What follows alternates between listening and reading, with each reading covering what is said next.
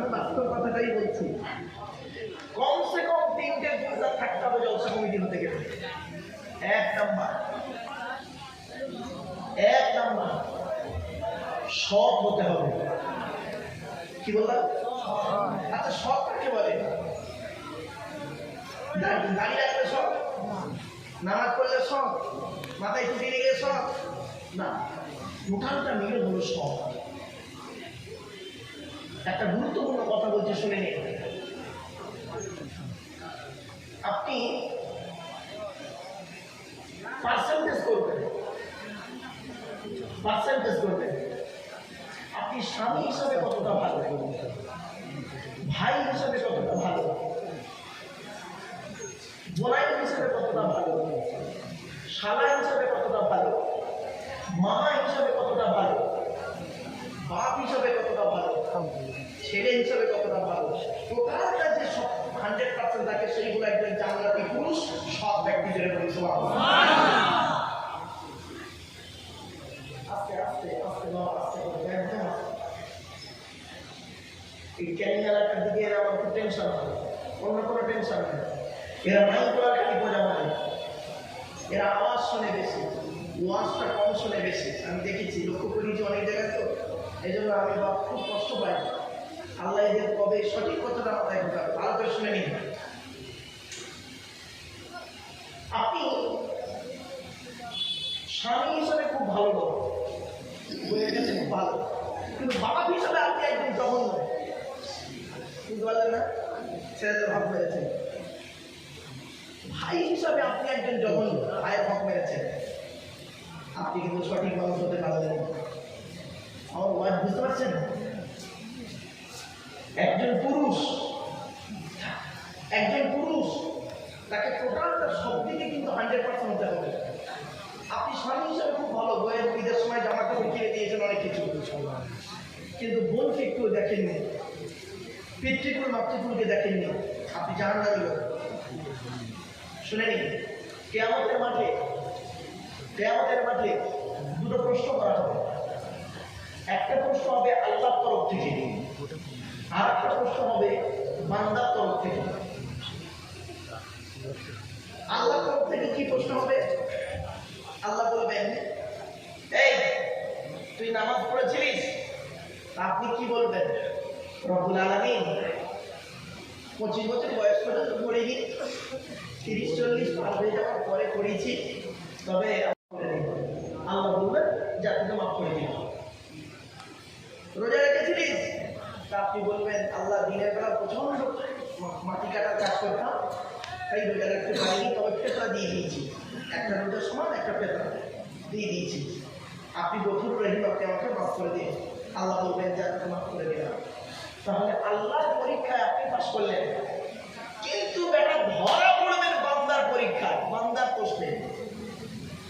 আল্লাহ বলে, বাপ মারা গিয়েছিল, চাচা বেঁচে ছিল, ভালো ব্যবহার করেছিলি চাচার সঙ্গে, চাচির সঙ্গে ভালো ব্যবহার করেছিলিস, ফুফু বেঁচে ছিল, ফুফুর সঙ্গে ভালো ব্যবহার করেছিলিস, মা মারা গেছিল, মাসির সঙ্গে খালার সঙ্গে ভালো ব্যবহার করেছিস, মামাদের সঙ্গে ভালো ব্যবহার করেছিলিস। আত্মীয়তা বিচ্ছেদকারী হলো হারাম। আত্মীয়তা বিচ্ছেদকারী কি? হারাম। আপনি মনে করেছেন আমি ঈদের সময় রোজা রেখেছি 30 দিন, রমজান মাসে তাহাজ্জুদ করেছি, তাই লাইলাতুল কদর করেছি। আপনাদের তো লাইলাতুল কদর তো 27 রাতে নাকি? হ্যাঁ, আল্লাহ নবী নির্দিষ্ট করে বলে যাননি, তবে বেশিরভাগ আমাদের মনে হলো 27 রাত। নবীজি বলেছেন 20 পর থেকে বেজোড় রাতগুলো হলো লাইলাতুল কদর, 21, 23, 25, 27, 29। সারা বছর নামাজ পড়লো না, সারা রোজার কষ্টই নামাজ পড়ে না, পড়লো না, 27 রাতে মসজিদ ভর্তি একদম, তাই না? বাপেরা, হাতে ধরে বলে যাচ্ছি, এইরকম ভণ্ডামি দিয়ে আর চলবে না বাপ, কবরে শুতে হবে। 1 নাম্বার হলো বক্তা, 2 নাম্বার হলো কমিটি হতে গেলে তাদের 3টে গুণ লাগবে। 1 নাম্বার কি? সৎ হতে হবে। কি বললাম বাপ? 2 নাম্বার নামাজি হতে হবে। কি বললাম? বেশিরভাগ জলসা কমিটি 5 ওয়াক্ত নামাজ পড়ে, ঠিক আছে? ঠিক এই মুখমালার এসব ছেড়ো না, রেকর্ডিং আছে নাকি? হ্যাঁ, আমি আলোচনা শুরু করিনি, ঠিক আছে? মানে এগুলো একদম ছাড়বো না, একদম এগুলো রেকর্ডিং বন্ধ করে। এই বাবা বন্ধ করো।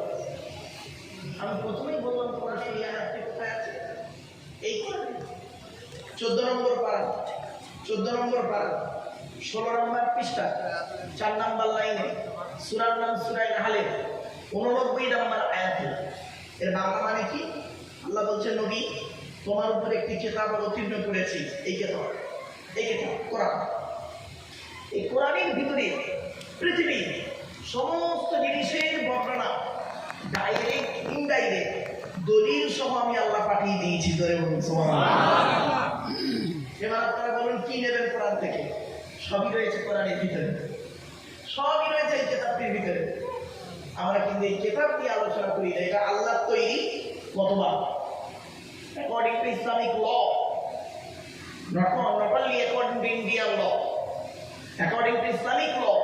এটা আইনের কিতাব। কোন দিকে কিতাবটাকে নিয়ে যাবেন সেই দিকে এই কিতাব আপনাকে সহযোগিতা করবে। আপনারা তো কোরআনই পড়েন না, কোরআন থেকে শুনেন না। এই জন্য আপনাদেরকে আপনাদের মসজিদে ইমাম সাহেব আমাকে বলছিলেন যে এখানে মোটামুটি কোরআনি কায়দা করিয়ে ছেলে মেয়েদেরকে অন্তত কোরআন শিক্ষার দিকে তাকিয়ে দিয়েছেন। এই জন্য কোরআন এমন এক কিতাব, কোরআন পড়তে শিখুন। এবং কোরআনের অর্থ বাংলায় বের হয়ে গেছে, কোরআনের অর্থ বাংলায় বের হয়ে গেছে, ওটা পড়ার চেষ্টা করুন। তাহলে দেখবেন অনেক কিছু শিখতে পারবেন। আর ভুলভাল ফতোয়া দিতে যাবেন না বাবা। ফতোয়া দিতে গেলে একটু চিন্তা করবেন। অনেক সময় আমরা দেখবেন কিছু গ্রামের বয়োজ্যেষ্ঠ লোক আছে, ফট করে একটা ফতোয়া দিয়ে দিল, হারাম বলে ফেললো, হালাল বলে ফেললো। বাবা, একজন মুফতি সাহেব যদি ফতোয়া দিতে যায় 5 ঘন্টা চিন্তা করে ফতোয়া দেয়। আর একটা মূর্খ লোক দেখবেন ফতোয়াটা ফট করে হারাম বলবেন, এটা হালাল বলবেন। একটা পরীক্ষা করবো? বলেন, একটা পরীক্ষা করি। আচ্ছা বলেন, শুকর খাওয়া কি? ধরে বলুন কি? শুকর খাওয়া হারাম। ছাগল খাওয়া কি? হালাল। তাহলে শুকর হারাম, ছাগল হালাল। এখন একটা প্রাণী পাওয়া গেছে যার অর্ধেকটা শুকরের মতো, অর্ধেকটা ছাগলের মতো। এখন ওই প্রাণীটা খাওয়া যাবে না যাবে না? যাবে না।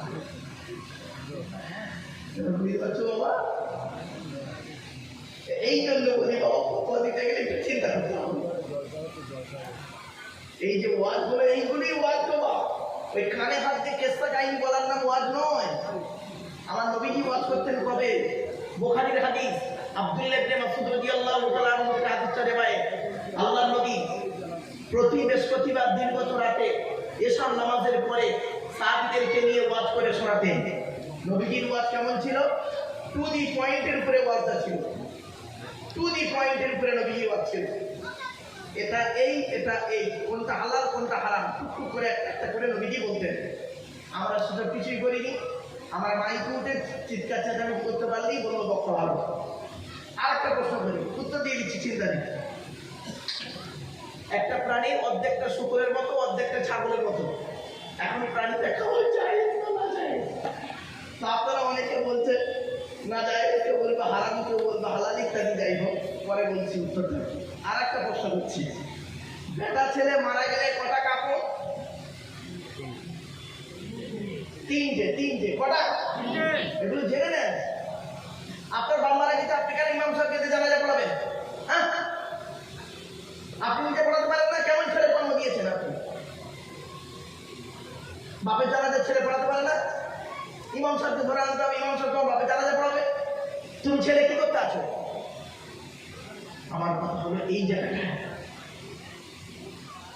তোমার গরু কুরবানি করতে হবে, ইমাম সাহেব টাকা করবে। ইমাম সাহেব করবে কেন? তুমি তোমার কুরবানির পশু তুমি জবাই করবে, ইমাম সাহেবের টাকাটা পাঠিয়ে দেবে, তার প্রাপ্য দেবে। আমি তো করি না। বাস্তব কথাটাই বলছি। আমার কথাগুলো শুনতে খারাপ লাগবে, অতি বাস্তব কথা বলে যাচ্ছে। চলো, বেটা ছেলে মারা গেলে 3টে কাপড়, তাই তো? আচ্ছা, মেয়ে ছেলে মারা গেলে কটা? 5টা। কটা? 5টা। তাহলে বেটা ছেলে মারা গেলে 3টে, মেয়ে ছেলে মারা গেলে 5টা। এখন একদিন হিজড়ে মারা গেছে, কটা? এই দেখেছেন ব্রেন খালি ঘুরবে পড়াবার করে। এই জন্য আপনাদের বলি আমার ওয়াজ শুনতে গেলে একটু ব্রেন লাগবে আর চিন্তা ভাবনা করতে হবে। আরো দু একটা প্রশ্ন করি। আচ্ছা বাবা, মাথায় টুপি দেওয়া কি? ঝুলে বলুন না। দাড়ি রাখা, গোঁফ রাখা, কে বললো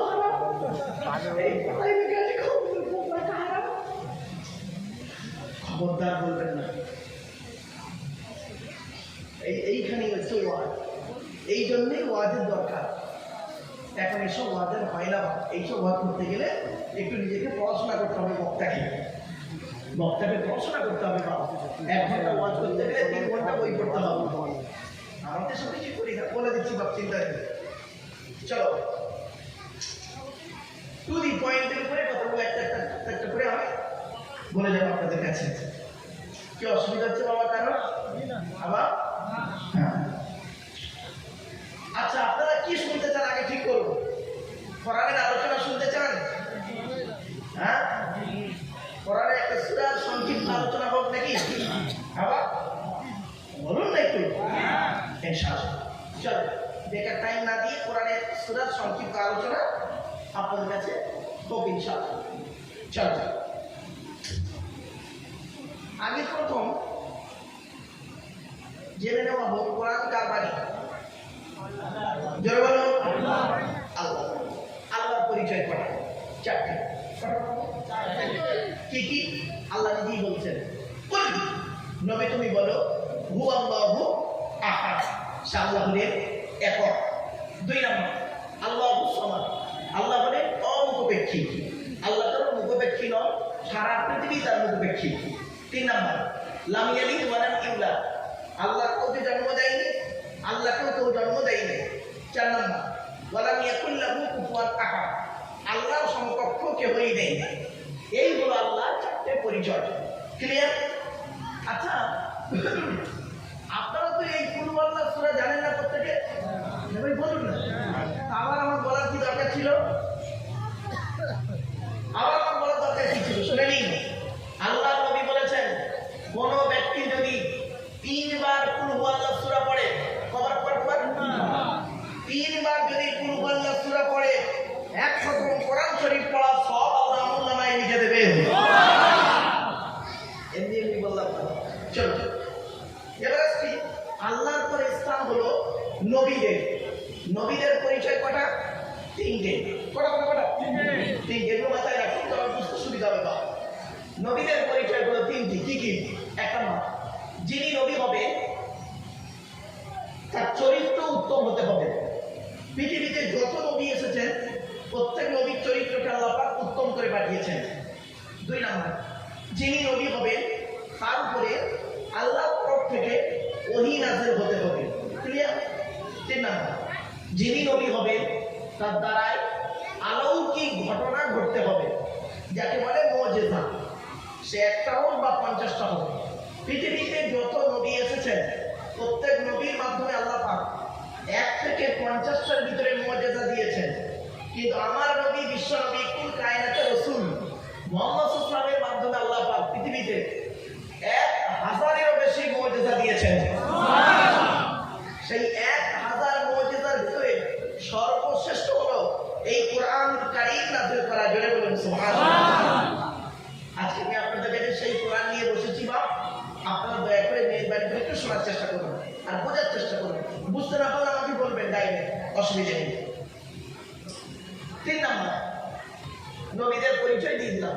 এবার আমাদের যিনি নবী তার নাম কি? বলুন না, নামটা একটু বলুন, আল্লাহ খুশি হবে। হযরত মুহাম্মদ মুস্তাফা সাল্লাল্লাহু আলাইহি ওয়াসাল্লাম, তাই তো নাকি? আচ্ছা, হযরত মুহাম্মদ সাল্লাল্লাহু আলাইহি ওয়াসাল্লাম কোন বংশে জন্মগ্রহণ করেছেন? কোন বংশে? কুরাইশ। কুরাইশটা কে? কার নাম কুরাইশ? শুনে নিন, সুবহানাল্লাহ একটু জোরে বলবেন, ভালো করে শুনে নিন। কুরাইশটা কে? কার নাম কুরাইশ?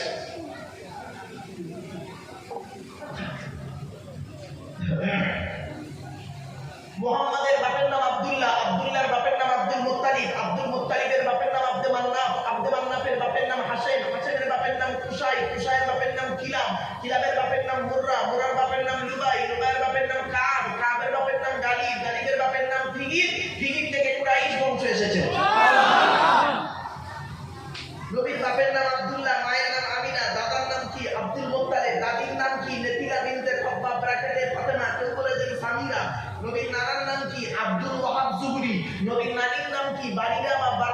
নবীর দুধ মার নাম হালিমা, নবীর দুধ বাপের নাম হারেস, নবীর দুধ ভাইয়ের নাম আব্দুল্লাহ, নবীর বাপের নাম আব্দুল্লাহ, নবীর দুধ ভাইয়ের নাম আব্দুল্লাহ। দূরে যেন একটু ফেলবেন না। নবীর জন্ম 570 খ্রিস্টাব্দে। ইংরাজি কি মাস ছিল? 29 আগস্ট। আরবি মাস ছিল রবিউল আউয়াল মাস 12 তারিখ, মতান্তরে 9 তারিখ। সোমবার শবে সাদেকের সময় আরবের মক্কা নগরে কুরাইশ বংশে নবীর জন্ম। নবীর বাপেরা হলো 10 ভাই, নবীর মায়েরা হলো 19 বোন। আমি এইখানে টেনে টেনে বলতাম, অনেক বক্তা আছে টেনে টেনে বলে না, দেখতে যাই হোক বাপে একটু বলে খুশি। আচ্ছা চলেন। আচ্ছা নবীর বাপেরা ক ভাই বলেন না বাবা? 10 ভাই। আর নবীর মায়েরা 19 বোন। নবীর বাপেরা, নবীর 9টা চাচা। কটা কটা? নবীর 9টা চাচা, 18টা খালা, 6টা ফুপু। ফুপু বোঝে? ফুপু মানে বাপের বোন। আমরা ঝিমা বলি, আপনারা কি বলেন? বেশিটা যাই। হ্যাঁ, এগুলো ঝেড়ে রাখবে। নবীর 9টা চাচা, 18টা খালা, 6টা ফুপু, 7টা ছেলে মেয়ে। নবী নবী করেন, নবী কিচ্ছু জানেন না আপনি। চলো এবার বলে দিচ্ছি। নবীর চাচা কটা বললাম? 9টা চাচা। কে কে এবার শুনুন, ভালো করে শুনে নিন। বড় চাচার নাম হলো হারেস। কি? হারেস, জুবায়ের, মুকাইলিন, ফাইদা, জাইদা, আবু লাহাব, হামজা, আব্বাস, আবু তালেব। নবীর বাপ হলো আব্দুল্লাহ। ওই আবু জাহালের নাম তো এখানে নেই, তাহলে আবু জাহাল নবীর চাচা নয়। অনেক বক্তা ওয়াজ করে বেড়ায় নবীর চাচা নাকি আবু জাহাল। জানে না? এই প্রথম মনে হয় শুনে, তাই না? শুনে অনেকে যেন ব্রেনে ঢুকতেছে। এই তো নবীর 9টা চাচার নাম বলে দিলাম। তাহলে আবু জাহালটা কে? শুনে নিন, পরিচয়টা বলে দিচ্ছি। আবু জেহেল নয়, আবু জাহাল। কি বললাম বাবা? আবু জাহাল। এই রমজান মাসে ভোরের বেলা যে খাবারটা খান, খেয়েছিলেন, ওকে কি বলে? হ্যাঁ, সেই নয়, শব্দটা সাহারি। কি বললাম? কি বললাম বাপ? সাহারি। আচ্ছা, সেহরি আর সাহারির মানেটা কি? সেহরি আর সাহারির মানেটা কি শুনলে চমকে যাবে। সিনের জেদ দিলে সিহিরুন মানে হলো জাদু করা। এই কোরআনে আছে হাদা সিহিরুন মুবিন, প্রকাশ্য জাদুকর বলা হয়েছে। যাই হোক, সিহিরুন মানে জাদু করা। দন্তেশয় একাল দিলে আর দন্তেশয় আকার দিলে, সিনে জবর দিলে কি হবে? সাহারুন মানে হলো রাতের শেষ অংশের খাবারকে আরবিতে সাহারি বলে। তাহলে শব্দটা কি হবে? সেহরি না সাহারি? জোরে বলো। একটা ভুল ভাঙলো, প্রতিটা জলসায় যদি 10টা করে ভুল ভাঙে, আপনি সত্যিকার একদিন কিছু শিখতে পারবেন। এই জন্য বাপেদের বলে যাচ্ছে, আলেমের ওয়াজ শুনুন গো বাপ, হাক্কানি আলেমদের ওয়াজ শুনুন। চলো, তাহলে আবু জাহালটা কে শুনেন? আবু জেহেল নয়, আবু জাহাল। আবু মানে পিতা, জাহাল মানে মূর্খ। মূর্খের পিতা ওকে বলা হতো। ওর অরিজিনাল নাম কি? ওর অরিজিনাল নাম হলো আমির বিন হিশাম। কি বললাম? আমির বিন হিশাম। ওর বাড়ি কোথায়? সিরিয়ায়। সিরিয়ায় বাড়ি। ওর বাপ হলো একজন মেথর। মেথরের কাজ করতো আরবে। মক্কার কাছাকাছি এক ব্যক্তি মেথরের কাজ করতো। মেথর মানে বুঝতে পারছেন? ওর মা হলো একজন চরিত্রহীনা নারী। চরিত্রহীনা কাকে বলে বুঝতে পারছেন? মাথাটা নিশ্চয়ই। আর নবীজি ওর লানতের সার্টিফিকেট দিল মূর্খের পিতা। তাহলে কি দাঁড়ালো? যার নাম হলো আমির বিন হিশাম, যার বাড়ি হলো সিরিয়ায়, বাপ হলো একজন মেথর, মা হলো একজন চরিত্রহীনা নারী, আর নবীজি ওর লানতের সার্টিফিকেট দিল মূর্খের পিতা। তাকে তুমি বক্তা নবী চাচা বলে ওয়াজ করে দিলে? বাপেরা, হাতে ধরে বলে গেলাম, এই ভুলগুলো একটু সংশোধন করুন। চলো, জলসা কেন দেন? জলসা দেওয়ার উদ্দেশ্য হলো কি জানেন? অজানাকে জানা, ভুলকে সংশোধন করা, কিছু পরামর্শ নিয়ে নেওয়া। কটা হলো? 3টে। এই জলসা দেওয়ার উদ্দেশ্যটা কি আপনাদের? জলসা দেওয়ার উদ্দেশ্য হলো 1 নাম্বার কি জানেন? অজানাকে জানা। কি বললাম? কি অজানা জানা? এই জায়গায় আলোচনা করছি, বুঝতে পারবেন, বাড়িতে কি ভাববেন। সত্যি জিনিসটা আমার জানা ছিল না, তো জেনে নিলাম। 2 নাম্বার হলো ভুল সংশোধন করা। কি বললাম বাবা? ভুল সংশোধন করা। কি ভুল সংশোধন করা নিজেই বুঝতে পারবেন না তাকে। 3 নাম্বার হলো কিছু পরামর্শ নিয়ে নেওয়া। কি পরামর্শ দেব আপনাদেরকে? আল্লাহর কোরআন আর নবীর হাদিস থেকে আমি কিছু পরামর্শ আপনাদেরকে দেব। সেই পরামর্শ মোতাবেক যদি আপনি পৃথিবীতে চলতে পারেন, শান্তিতে থাকতে পারবেন, আশা করা যায় পরকালে জান্নাত পেতে পারবেন। জোরে বলুন সুবহানাল্লাহ। এই জন্য জলসা দেওয়া বাবা। ওই ঈদের পরের দিনে জলসা দিয়েছেন মানে এই নয় মেলা বসানো নয় গো বাবা। আপনারা মেলা বসান কেন? আমার গাড়িটা ওখান থেকে আসতে পারছিল না। আমি ভেবেছিলাম ওই মেলা দেখে ভেবেছিলাম প্রচুর লোকের সমাগম। প্যান্ডেলে এসে যখন দেখলাম আড়াল থেকে কম লোক বসে আছে। এই জন্য হাওড়া হুগলিতে বর্ধমানে বেশ কিছু জলসা হয়, তারা কোনো দোকানপাট বসায় না, আর তাদের জলসা রাত 11টা থেকে 12টা পর্যন্ত। কিছু বুঝতে পারছেন বাবা? আমাকে খারাপ ভাববেন না, আমি বাস্তব কথাটাই তুলে ধরলাম আপনাদেরকে। এই সারা রাত জলসা শোনার মানসিকতা আজ থেকে 35 থেকে 40 বছর আগে ছিল। তখন এলাকায় জলসা কম হতো, সারা রাত মানুষ জলসা শুনে ফজরের নামাজ পড়ে দোয়া করে তারপরে ঘুমিয়ে বাড়ি যেত। এখন কিন্তু জলসা আল্লাহ খুশি করার উদ্দেশ্যে কম হয়, এখন চ্যালেঞ্জের জলসা হয়। কি বললাম? চ্যালেঞ্জের। ওরা ওই বক্তা এনেছে, যত টাকা লাগবে এই বক্তা আমরা নিয়ে আসবো। ঠিক না? আল্লাহকে খুশি করার জন্য নয়, এই চ্যালেঞ্জের জলসা হয়ে গেছে এখন।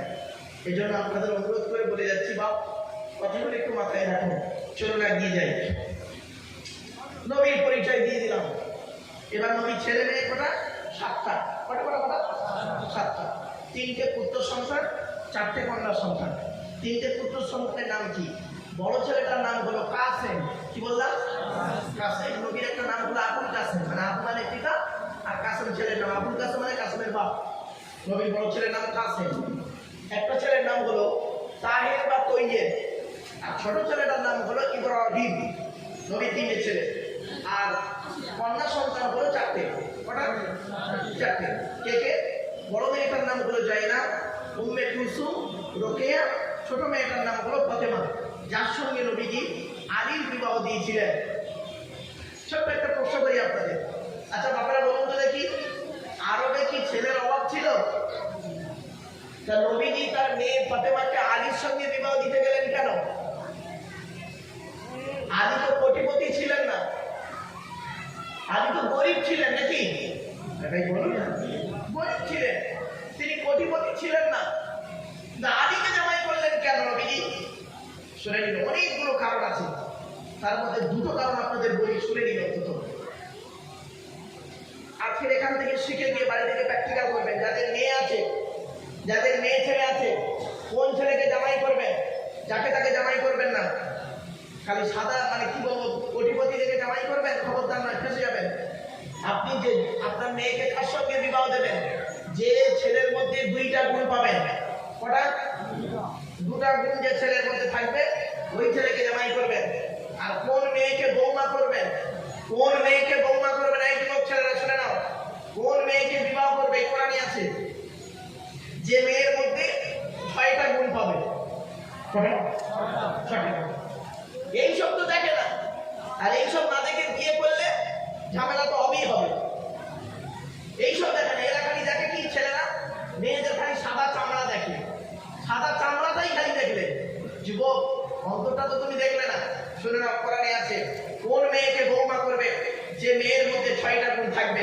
কোন ছেলেকে জামাই করবে, যে ছেলের মধ্যে 2টা গুণ থাকবে। তাকে কোনটা বলবো, ছেলেদের না মেয়েদের? বলুন। একটা বলি। আচ্ছা, টেনে বলছি না বলে অসুবিধা হচ্ছে না? হ্যাঁ, ও টানের থেকে এটা খুব গুরুত্বপূর্ণ জিনিস বাবা। যে ছেলের মধ্যে 2টা গুণ পাবে, সেই ছেলেকে জামাই করবে। 1 নাম্বার ছেলেটি সৎ ছেলে কিনা খবর নেবে। কি বললাম? আচ্ছা, সৎ কাকে বলে? আগে বলে দিয়েছি, শুধু দাঁড়িয়ে রাখলে নয়, আর শুধু নামাজ পড়লে নয়, শুধু রোজা রাখলে নয়, টোটালটা মিলে হলো সৎ। চরিত্রটা ঠিক আছে কিনা খবর নেবে। তোমরা মেয়েদের খালি দেখো, মেয়েদের চরিত্র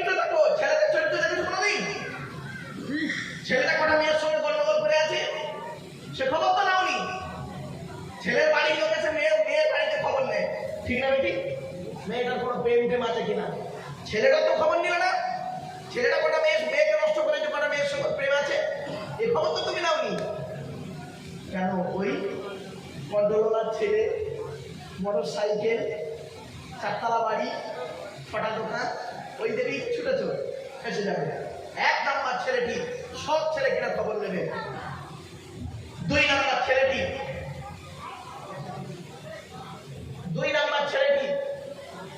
কর্মী কিনা খবর নেবে। কর্মী কি বললাম বাবা? কর্মী ভাষাটা বুঝতে পারছেন? কর্মী মানে পরিশ্রম করে, কুড়ে নয়। বাপের টাকায় খায় এই ধান্দাবাজি ছেলেদের খবরদার জামাই করবে না।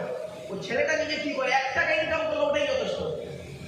ওই বাপের টাকায় খায়, ফটোরি টিকিটি করে, খবরদার ওই ছেলেকে জামাই করবেন না। নিজের পরিশ্রমটা কি করে দেখুন। তাহলে এটা হলো ছেলেদের দুটো পরিবার। মেয়েদের কটা কম বলেছি? কটা? কোরআন বলছে মুসলিমাতিন মুমিনাতিন কানিতাতিন তাইবাতিন আবিদাতিন সালিহাতিন সাইয়্যিবাতিন ওয়া আবকারা। 28 নম্বর পারা 19 নম্বর পৃষ্ঠার 5 একেবারে 11 নম্বর 10 নম্বর লাইন সূরার নাম সূরা তাহরিমের 5 নম্বর আয়াত। 1 নম্বর মেয়েটি মুসলমান কিনা খবর নেবে। 2 নম্বর মেয়েটি মুমিনা কি বিশ্বাসী মেয়ে কিনা খবর নেবে। 3 নম্বর হলো কানিতা কি আনুগত্যশীলা মেয়ে কিনা খবর নেবে। দূর থেকে খবর নিয়ে দেখবে ওই মেয়েটি ওর বাপ আর মাকে ভক্তি শ্রদ্ধা করে কিনা খবর নেবে। দূর থেকে খবর নিয়ে যদি দেখেন সঠিক তথ্য পেয়ে যান মেয়েটি ওর বাপ আর মাকে ভক্তি শ্রদ্ধা করে না, খবরদার যত সুন্দরী মেয়ে হোক, যত মৌলানা মুফতি পীর সাহেবের মেয়ে হোক আর হাজি সাহেবের মেয়ে হোক, খবরদার ওই মেয়েকে কোনোদিন বৌমা করবে না। ও নিজের বাম্মাকে ভক্তি শ্রদ্ধা করে না, তোমার বাম্মার প্রতি সহজে একটা ভাগ ফেলে দিতে চাইবে না। একদম বাস্তব কথা বললাম। কথাগুলো শুনতে আমার মেয়ে ছেলে আছে, মা বোনেরা ভালো করে শুনে রাখবেন। মেয়েদের সম্পর্কে আমি বেশ কিছু কথা বলবো, আপনারা শুনলে সে অবাক হয়ে যাবেন রাসূলুল্লাহর হাদিসগুলো কি। এরপরে আছে 4 নাম্বার তাইবাতিন, মেয়েটা তওবাকারী মেয়ে কিনা খবর নেবে। 5 নাম্বার হলো আবিদাতিন, মেয়েটা ইবাদতকারী মেয়ে কিনা খবর নেবে। মেয়েটার চরিত্রটা ঠিক আছে কিনা খবর নেবে। মেয়েটা 5 ওয়াক্ত নামাজ পড়ে কিনা খবর নেবে। 6 নাম্বার হলো সাইহাতিন, তাফসীরে বলা হয় যে সাইমাতিন, অর্থাৎ মেয়েটা রোজাদার কিনা খবর নেবে। এই 6টা গুণ যে মেয়ের মধ্যে থাকবে, ওই মেয়েকে যদি তুমি বৌমা করো দুনিয়াতে শান্তি পাবে, আখিরাতে জান্নাত পাবে। এই 6টা গুণ দেখেছেন কোনদিন? তা দেখবে না, তা দেখে না। মেয়ে দেখতে গেছে, মেয়ে দেখতে গেছে, 4টে বুড়ো, 6টা জন, বেওয়ালা 6টা, বুড়ো 4টে, ইয়াং জওয়ান গেছে গোটা 5, কুচো গেছে গোটা 10, আর সাথে সাথে 6টা মেয়ে গেছে। প্রশ্ন হচ্ছে মেয়েটা মাধ্যমিক কি উচ্চ মাধ্যমিক পাশ করে সবে বেরিয়েছে, বৌমা করবে। ঢুকি প্রথম প্রশ্ন, তোমার নাম কি? তোমার বাপের নাম কি? তুমি নামাজ পড়তে পারো কিনা? রোজা রাখতে পারো কিনা? কোরআন শরীফ পড়তে পারো কিনা? জি হ্যাঁ পারি। কোরআন শরীফ পড়ো। এটা তো মেয়ের তরফে করলেন। এই মুসলমানের বাচ্চা, তুমি যদি মানুষের বাচ্চা হয়ে থাকো তার মেয়েকে যেমন প্রশ্ন করেছো, এই মেয়ের বাড়ির লোকেরা শুনে নাও, তোমরাও ছেলের বাড়ি থেকে প্রশ্ন করবে। ছেলেকে প্রশ্ন করবে, তোমরা তো ছেলেকে প্রশ্ন করো না কেন? একতরফা ইসলাম বলেছে একতরফা করতে। ছেলেকে যা জিজ্ঞেস করেছো, বাবা তোমার নাম কি? তোমার বাপের নাম কি? পড়াশোনা কতদূর করেছো বাবা? 5 ওয়াক্ত নামাজ পড়তে পারো? ফজরের ফরজ নামাজ পড়া কার? গোসল ফরজ জানো? গোসলের ফরজ কটা? ওযুর ফরজ কটা? তায়াম্মুমের জিজ্ঞেস করছে একবার? কবরে ঢোকো, কবরে ঢোকো, আবারও শুনতে দেবে আল্লাহ। কবরে ঢোকো, আর যারা যারা দেখাশোনায় যেরকম করে গেছে না ওই ব্যবস্থা করবে আল্লাহ। কবরে ঢোকো। খালি মেয়েদের বেলা প্রশ্ন করেছে, ছেলেদের বেলা আজকে ছেলেদের প্রশ্ন করে না, গরিব ছেলেরা কোরআন শরীফ পড়া জানে না, ঠিক না বেটি? আর মেয়েদের প্রশ্ন করে বলে মেয়ের বাপের মাথায় একটা চাপ আছে, কোরআন শরীফ না পড়ালে আমার মেয়ের বিয়ে হবে না, ঠিক না বেটি? আজকে যদি এই চাপটা ছেলেদের বাপের বেলা থাকতো তাহলে প্রত্যেকটা ছেলে কোরআন শরীফ পড়তে পারত। বাড়ি থেকে ভাবতেন বাবা আমার কথাগুলো না সাময়িক শুনতে খারাপ লাগবে, কিন্তু বাস্তবতা এই ওয়াজ যদি আমি না করি, কিয়ামতের মাঠে আল্লাহ আমার জোয়ানটাকে টেনে ছেড়ে দেবে। এই জন্য আমি যখন ওয়াজ করতে বসি, আমার এই 1994 সাল থেকে আমি ওয়াজ করছি, এই 30 বছর আমার জলসা জীবন অভিজ্ঞতা, কোনোদিন টাইম ধরে ওয়াজ করি না, টাইম ধরে ওয়াজ করি না কোনোদিন। কোরআন নিয়ে বসলাম, আল্লাহর কোরআন নিয়ে 2-3 ঘন্টা 4 ঘন্টা বসে দিলাম, ব্যস্ত হয়ে গেল। এই জন্য আমি বাপ আলোচনা করতে গেলে আমার আলোচনা একটু দীর্ঘ হয়, আর বিভিন্ন দিক নিয়ে আলোচনা হয়। চলো ছোট্ট একটা প্রশ্ন করছি, একটা কথা আপনাদের বলে দিচ্ছি। মেয়ে ছেলেদেরকে বলছি, মা আপনারা শুনে নিন, খুব গুরুত্বপূর্ণ কথা। আচ্ছা বাপেরা, আপনারা যারা মুরব্বী আছেন, বয়োজ্যেষ্ঠ লোক, আপনারা তো অনেকে মেয়ে বিয়ে দিয়েছেন, বলেন না? আর কথা নেই মুখে। আপনারা তো আপনাদের মেয়েদের বিয়ে দিয়েছেন, অনেকে দিয়েছেন তো। আচ্ছা, মেয়েকে বিয়ে দেওয়ার পর, বিয়ে পড়ানো হয়ে গেল, বিয়ে পড়ানো হয়ে যাওয়ার পর মেয়ে শ্বশুর বাড়ি যাচ্ছে, তখন মেয়েটা কি করে? হ্যাঁ করে এখানটা কেঁদে নিল, ছলনা কান্না, ওসব সাময়িক কান্না। তারপর দেখবেন এমন একটা সময় আসবে, স্বামীর পক্ষ নিয়ে বাপের বিরুদ্ধে কেস করে, ঠিক না? স্বামীর পক্ষ নিয়ে ভাইয়ের বিরুদ্ধে কেস করে। তা তুই যদি এত কান্না খাঁতির বেশ সময় যাওয়ার সময়, তা তুই ভাইয়ের বিরুদ্ধে কেস করলি কি করে? চলো, তো মেয়েটা কাঁদলো, আপনি আপনার মেয়েকে শ্বশুর বাড়ি পাঠাচ্ছেন, জামাইয়ের হাতে তুলে দিলেন। আচ্ছা, কি বলে দেন মেয়েটাকে? আপনারা কি বলে মেয়েকে শ্বশুর বাড়ি পাঠান? আর মুহাম্মদ সাল্লাল্লাহু আলাইহি সাল্লাম তার মেয়ে ফাতেমাকে শ্বশুর বাড়ি পাঠিয়েছিলেন কি বলে? বলে দিচ্ছি, শুনে নিন। আপনারা তো এসব কাজ করেন না, শুনে নিন। আল্লাহর নবীর বেটি ফাতেমাকে যখন বিয়ে হলো, আলীর সঙ্গে রাসূলুল্লাহ বিয়ে দিলেন। বিবাহ দেওয়ার পরে ফাতেমা যাচ্ছেন স্বামীর বাড়ি, অর্থাৎ আলীর বাড়ি যাচ্ছেন। তো বাপ হিসেবে নবীজি কি উপদেশ দিচ্ছে শুনুন। আপনারা তো এই উপদেশ দেন না, হাউ মাউ করে গলায় জড়িয়ে কাঁদেন, কেঁদে মুখটা মুছে দিয়ে যাও, এইটুকুই বলেন। নবীজি কি বলেছিলেন শুনে নিন। মা ফাতেমা করেছেন কি? নবীজির সঙ্গে দেখা করতে গেছেন, আব্বা জান আজকে আমি যাচ্ছি স্বামীর বাড়ি। নবীজি মেয়েকে কি কি দিয়েছিলেন শুনে নিন। আর আপনি কি দিয়েছেন আপনার মেয়েকে? আমাদের এগুলো জেনে রাখবেন। 2টো জামা। কটা? কাকে দিয়েছিলেন? ফাতেমাকে 2টো জামা দিয়েছিলেন নবীজি। ফাতেমাকে 2টো জামা দিয়েছিলেন, সালোয়ার কামিজ 2টো। একটা জাঁতা দিয়েছিলেন, জাঁতা বুঝে, জাঁতা বলা তখনকার যুগে জাঁতা, একটা জাঁতা দিয়েছিলেন, একটা পানির কলসি দিয়েছিলেন একটা। কত? পানির কলসি। খেজুর পাতার চাটাই দিয়েছিলেন একটা। কি? খেজুর পাতার চাটাই। আর একটি মাত্র চামড়ার বালিশ দিয়েছিলেন নবীজি। কটা? চামড়ার বালিশ কটা দিয়েছিলেন? একটা, 2টো নয়। এক সম্মানের বাচ্চা, তোমার নবী তার মেয়েকে একটা চামড়ার বালিশ দিয়েছে, তুমি কটা দিয়েছো? তুমি মেয়েকে দিয়েছো খাট, গদি, ড্রেসিং টেবিল, আলমারি, খাটের সঙ্গে 2টো ছোট ছোট মাথার বালিশ আর বিশাল একটা ঠ্যাং বালিশ।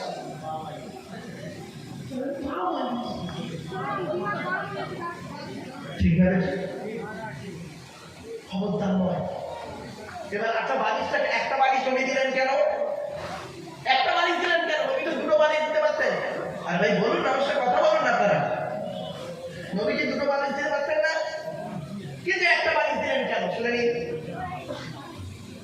স্বামী স্ত্রীর মহব্বত, ভালোবাসা এমন একটা জিনিস, স্বামী স্ত্রী যদি এক বালিশে মাথা রেখে ঘুমায়, স্বামী স্ত্রী যখন ঘুমাবে একটি বালিশে মাথা রেখে ঘুমাবে। আল্লাহর নবী বলেন, স্বামী স্ত্রী যদি এক বালিশে মাথা রেখে ঘুমায়, আল্লাহর রহমত, মহব্বত, ভালোবাসা আল্লাহ বাড়িয়ে দেয়। মুসলমান, তুমি কি করেছো? তুমি তো কাজ করবি। এবার নবীজি বলছেন শুনুন। নবীজি ফাতেমাকে বলছেন, ফাতেমা যখন নবীজিকে বলছেন, আব্বা জান আমি আজকে তোর শ্বশুর বাড়ি যাচ্ছি, আমার কি করণীয়? বাবা কিছু বলছে, বলো না বাবা, বলো বলো বলো, কিছু অসুবিধা ছিল? নবীজি ফাতেমাকে কি বলেছিলেন শুনে নিন। আপনি আপনার মেয়েকে কি বলেছেন শুনে নিন। খবরদার, আপনার যাদের মেয়ে আছে এখন থেকে শিক্ষা নিয়ে নিন। কারণ একটা মেয়ে ছেলে জাহান্নামে যাবে, 4 জন পুরুষকে জাহান্নামে ঢুকাবে। 1 নম্বর তার বাপ, 2 নম্বর তার ভাই বা দাদা, 3 নম্বর তার স্বামী, 4 নম্বর তার পেটের ছেলে। এই 4 জনের বাইরে আমরা কেউ নেই, ঠিক না বেঠি? একটা বেটা ছেলে একটা মেয়ে ছেলে জাহান্নামে যাবে, 4 জনকে প্রথম জাহান্নামে ঢোকাবে, তারপর ওই মেয়ে ছেলে জাহান্নামে ঢুকবে। আমার বাপেরা, এই কথাগুলো খুব গুরুত্বপূর্ণ কথা। তো নবীজি মেয়েকে বলছেন, ফাতেমাকে বলছেন, ফাতেমা আজকে তোমাকে একটি উপদেশ দিলাম, আলীকে দ্বিতীয়বার ডাকতে যেন না হয়। কি বললো? আলীকে দ্বিতীয়বার ডাকতে যেন না হয়। কি আশ্চর্য! মা ফাতেমা যতদিন স্বামীর সংসার করেছেন, এক ডাকে আলী যখন একবার ডাকতো, এক ডাকে দরজা খুলে দিতেন। একদিন গভীর রাতে আলী বাড়ি আসছেন, শুনে নিন এগুলো, ঘটনাগুলো শুনে নিন। গভীর রাতে আলী বাড়ি আসছেন, মা ফাতেমা করতেন কি হাসান হুসাইনকে খাইয়ে দরজা দিয়ে দাঁড়িয়ে দাঁড়িয়ে কোরআন তেলাওয়াত করতেন। তো যেই ফাতেমা বলে ডেকেছেন, নবীজি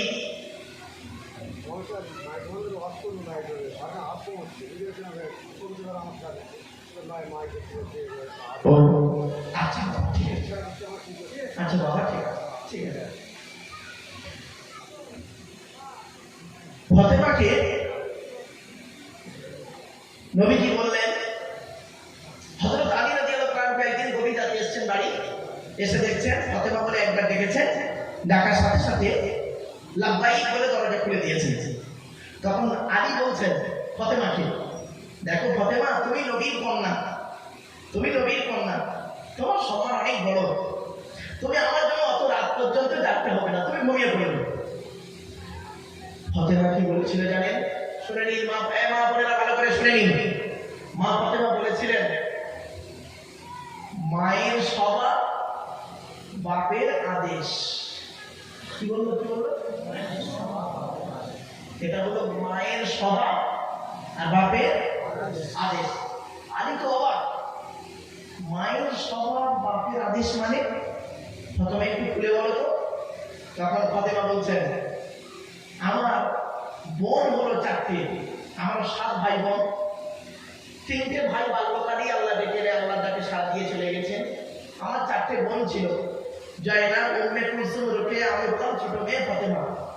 তো আমার মা খাদিজাকে দেখেছি, আমরা 4 বোনকে, আমাদের 4 বোনকে আম্মাজান খাইয়ে দিয়ে, আমাদের ঘুম পাড়িয়ে দিয়ে, আমার আম্মাজান আব্বাজানের জন্য এই দরজা দিয়ে ঘেরাম দিয়ে দাঁড়িয়ে দাঁড়িয়ে আব্বার জন্য অপেক্ষা করতেন। একবার আব্বাজান যদি এসে বলতো খাদিজা, সঙ্গে সঙ্গে আমার আম্মাজান দরজা খুলে দিতেন। সুবহানাল্লাহ। এই অভ্যাসটা আমি মায়ের থেকে শিখেছি। সুবহানাল্লাহ। এই মা বোনেরা, নিজের পেটের বাচ্চাকে এই শিক্ষা দেবেন, এই শিক্ষা দেবেন, স্বামী কি জিনিস এই শিক্ষাটা দেবেন।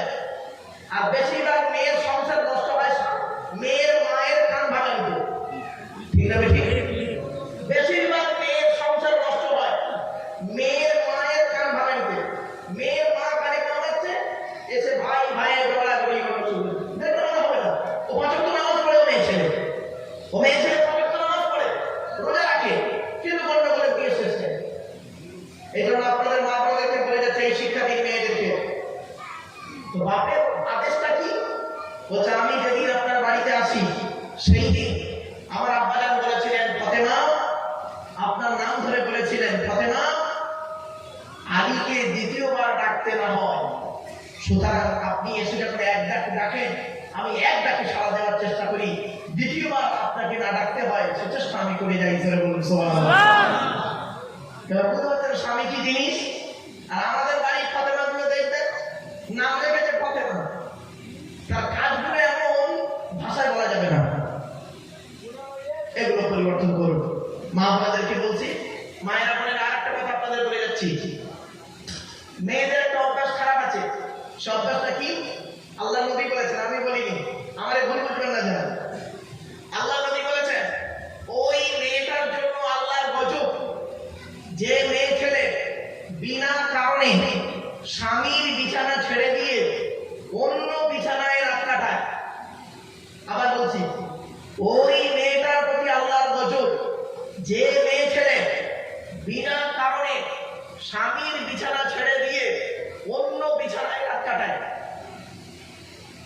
ভাষা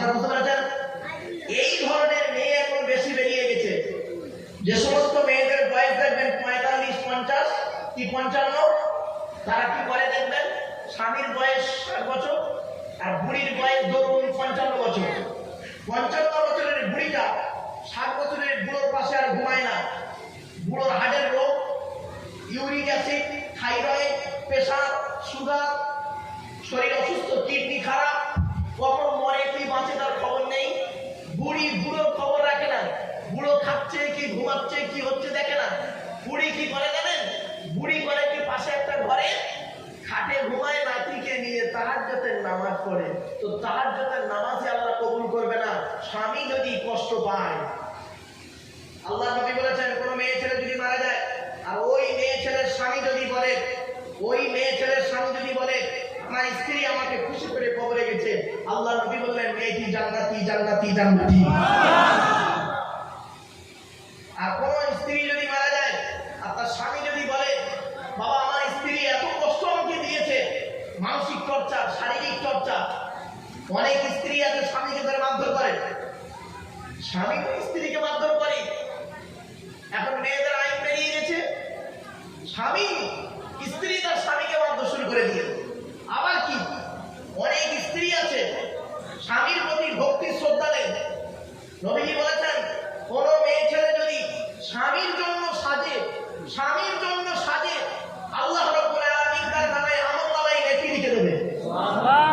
আর এই মুসলমানের মেয়েরা এটা কি করে দেখবেন, স্বামীর জন্য সাজুগুজু করে না, স্বামী ভালোভাবে দেখবে সে আশা করে না।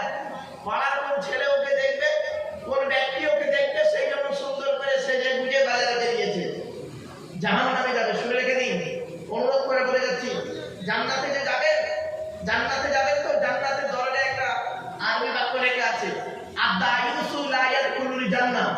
দায়ুস ব্যক্তি কোনোদিন জান্নাতে যেতে পারবে না। দায়ুস ব্যক্তি কে? যার মা, বোন, মেয়ে, বউ পর্দার মধ্যে থাকে না, ওই ব্যক্তি হলো দায়ুস। মনে রাখবেন, বাবার নামাজ পড়লেই যে জান্নাতে যাবে এমন গ্যারান্টি নেই। মনে রাখবেন, একজন মুমিন হতে গেলে তার কি কি পরিচয়, সেগুলো আপনাদেরকে একটা একটা করে তুলে তুলে বলবো ইনশাআল্লাহ। আপনারা একটু ধৈর্যের পরিচয় দিন। তো মুহাম্মদ সাল্লাল্লাহু আলাইহি সাল্লামের পরিচয় দিলাম, এবারে আসছি কোরআনের পরিচয়। এই কোরআনের ভিতরে কি আছে? 30টা পারা, 540টা রুকু, 114টা সূরা, 14 থেকে 15খানা সাজদা, 7টা মানজিল, 8 থেকে 12খানা সাক্তা, 6666টা আয়াত, কেউ বলেছেন 6236টা, 6666টা আয়াত, 3,23,215টা অক্ষর। এই কোরআন 22 বছর 9 মাস কয়েকদিন কম বেশি 23 বছর ধরে কোন ঘটনাকে কেন্দ্র করে, কোন ব্যক্তিকে কেন্দ্র করে, কোন বস্তুকে কেন্দ্র করে, কোন জায়গাকে কেন্দ্র করে কোরআনের আয়াতগুলো নাযিল হয়েছে। 6666টা আয়াত 12,000 জায়গায় নাযিল হয়েছে। সুবহানাল্লাহ। কটা জায়গার নাম জানেন আপনি? 12,000 জায়গায় নাযিল হয়েছে। বাবা একটু ধৈর্যের পরিচয় দিন। আজকে আমাদের আলোচনা হবে কোরআনের একটি টাইম আছে নাকি বক্তব্য পাওয়া যাবে।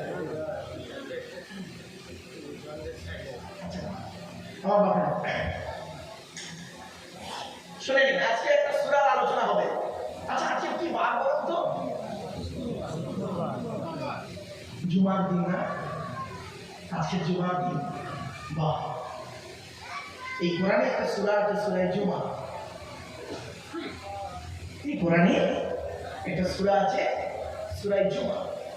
তো সেই সূরা জুমার আলোচনা আজকে আপনাদের কাছে করবো, অসুবিধা হবে? হ্যাঁ, চলুন। সূরা জুমার আলোচনা করতে গিয়ে প্রথমে কিছু কথা বলে নিন। সূরা জুমার আলোচনা করতে গিয়ে কয়েকটা কথা প্রথম বলতে হবে, তারপর আলোচনা শুরু হবে।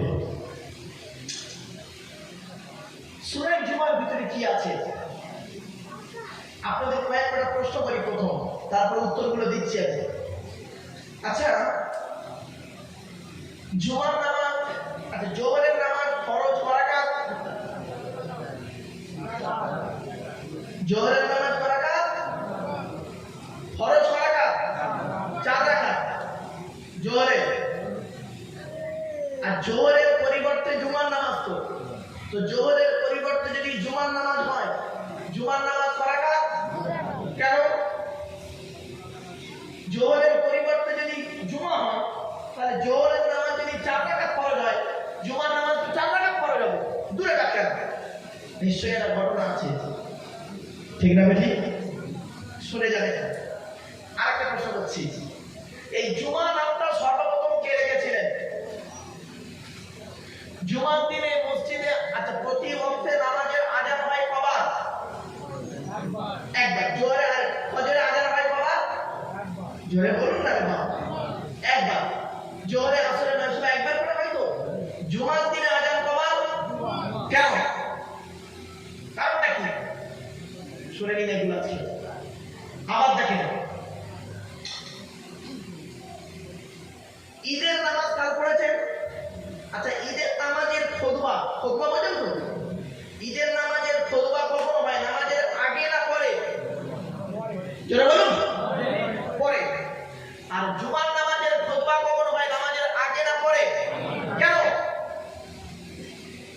আগে কেন? এটা আগে ওটা পরে, এটা পরে ওটা আগে কেন? কারণটা কি? নিশ্চয়ই ঘটনা আছে, একটু বিচার পরিচয় দিন। এই সূরাটির আলোচনা করতে গেলে অনেক জিনিস বের হয়ে আসবে। সূরা জুমার ভিতরে কি আছে? আচ্ছা সূরা জুমা কোথায় নাযিল হয়েছে? মদিনায় নাযিল হয়েছে। কোথায়? মদিনায়। সূরা জুমার ভিতরে কি আছে? 11টা আয়াত আছে। কোটা 11টা আয়াত। এক একটা আয়াত যদি আমি 10 মিনিট করে ব্যাখ্যা করি 110 মিনিট। একটা আয়াতের ব্যাখ্যা যদি আমি 10 মিনিট করে করি 110 মিনিট, প্রায় 2 ঘন্টার কাছে। তো যাই হোক বাপ, সংক্ষেপে ছেড়ে দেবো, চিন্তা নেই। সূরা জুমার ভিতরে খুব গুরুত্বপূর্ণ আলোচনা আছে। কি কি আলোচনা আছে? পাটে পাটে আলোচনা। প্রথম পাটে আলোচনা আছে আল্লাহর আলোচনা, দ্বিতীয় পাটে আলোচনা আছে নবীর আলোচনা, তৃতীয় পাটে আলোচনা আছে ইহুদিদের আলোচনা, চতুর্থ পাটে আলোচনা আছে মৃত্যুর আলোচনা, মরণের আলোচনা, 5 নম্বর পাটে আলোচনা আছে জুমার আলোচনা। এই 5টা পাঠ, মাত্র 11টা আয়াতের মধ্যে 5টা পাঠ। তো একটা একটা করে পাঠ করে আপনাদেরকে আমি বুঝিয়ে দিচ্ছি। ছোট্ট একটি প্রশ্ন, তার উত্তর। আমাদের সৃষ্টিকর্তার নাম কি? আল্লাহ। আল্লাহ বলছে বান্দা তোকে সৃষ্টি করলাম। কিভাবে সৃষ্টি করলাম তুই একবার চিন্তা কর। শুনে নি, মায়ের পেটের ভিতরে বাচ্চা যখন 340 কেটে যায়, 40 340 মানে মাস, 120 দিন মানে 4 মাস। 4 মাস যখন বাচ্চা মায়ের পেটে হয়ে যায় তখন আল্লাহ পাক একটা ফেরেশতা পাঠিয়ে ওই বাচ্চা 3টে জিনিস লিখে দেয়। কটা? 1 নাম্বার আল্লাহ বলে দেখ, ফেরেশতাকে বলে দেখ কি লিখবো আল্লাহ? পৃথিবীর দিন রাত্রির গণনাতে কতদিন বাঁচবে ওটা লেখ। তো ফেরেশতা লিখে দিল। আল্লাহ বললেন লেখ 20 বছর, 30 বছর লেখ, কি 35 বছর লিখে দেব, কি 70 বছর, কি 75 বছর লেখ। প্রত্যেকের কপালে কিন্তু এটা লেখা আছে, কেউ জানেনি কিন্তু। ঠিক টাইম যখন হবে মৃত্যু হয়ে যাবে, সে যেখানেই থাকবেন, যে কোনো কারণে মৃত্যু হবেই হবে। 1 নাম্বার হায়াত কতদিন কে বাঁচবে লেখ। তো আল্লাহ বললেন, ফেরেশতা লিখে দিলেন। 2 নাম্বার লেখ এই পৃথিবীতে যতদিনও বাঁচবে কি কি খাবার খাবে সেই খাবারগুলো লেখ। তা ফেরেশতা লিখলো চাল, ডাল, আলু, পেঁয়াজ, তেল, লঙ্কা, হলুদ, ফল, পাকুড়, মিষ্টি, মিঠাই, এগুলো লেখা কমপ্লিট। 3 নাম্বার কি লেখে শুনে নিন, এই পৃথিবীতে কবে, কোথায়, কি অবস্থায়, কেমন করে ওর মৃত্যু হবে ওটা লেখ। তো ফেরেশতা বলে আল্লাহ আপনি বলুন। আল্লাহ বলছে লেখ 2020 সালে এপ্রিল মাসের 20 তারিখ, উদাহরণ দিচ্ছি বাবা, একটা ক্যানিং হসপিটালে 3 তলাতে 4 নাম্বার বেডে করোনা রোগে ওর মৃত্যু হবে। ফেরেশতা জিজ্ঞাসা করলো আল্লাহ জানাজা হবে তো? আল্লাহ বলছে জানাজা মাল প্যাকিং করে ফেলে দেবে। দেখেননি করোনার সময় কি হলো, ভাববেন।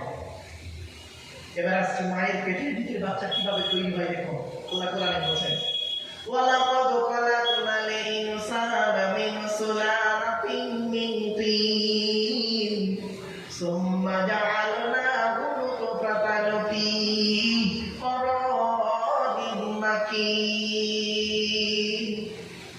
18 নম্বর পারার 1 নম্বর পৃষ্ঠার 12 নম্বর লাইন, সূরা মুমিনুনের 12 নম্বর আয়াত। আমি আল্লাহ মাটির নির্যাস থেকে তোদের তৈরি করেছি, বাবার মায়ের মিলনের মাধ্যমে ওই পানিটাকে আমি আল্লাহ তোর মায়ের পেটের ডাইসে সুন্দর করে রেখে দিয়েছি। আর কি করেছি?